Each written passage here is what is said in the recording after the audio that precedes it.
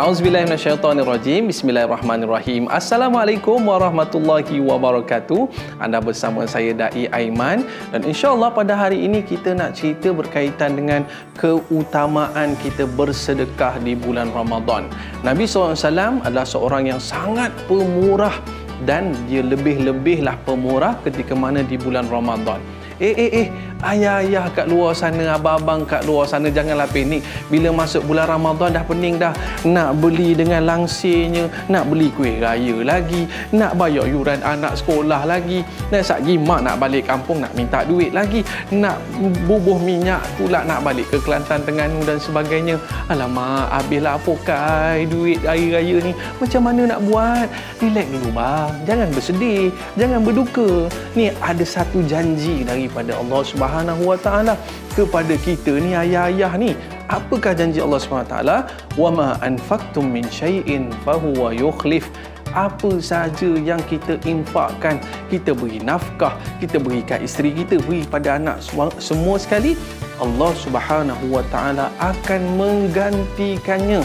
Dan disebutkan oleh baginda sallallahu alaihi wasallam, setiap perkara yang kita sedekahkan pasti tidak akan berkurang hartanya. Oleh sebab itu, ini menjadikan kepada kita seorang yang sangat pemurah. Sebab itu Nabi SAW menyebutkan, tidak sempurna iman jika kau tidur dalam kekenyangan, sedang jiran tetanggamu menangis kerana kelaparan. Tak guna kita solat banyak-banyak, baca Quran banyak-banyak dan sebagainya, tapi ada lagi kejiranan yang belum kita tengok, belum kita bantu, belum kita beri makanan pada dia. Allahu Akbar. Kadang-kadang kita ni makanan kat peti ais hak 3 hari lepas pun ada lagi, kan? Tetapi kejiranan kita kadang-kadang buka puasa tu dengan air masak, dengan kurma gitu je, kan?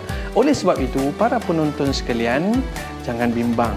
Untuk yang terakhir sekali, saya nak pesan kepada tuan-tuan, Asma binti Abu Bakar pernah meriwayatkan daripada Nabi SAW, ya, berkaitan dengan siapa yang menyimpan hartanya, Allah akan menahan rezeki untuknya.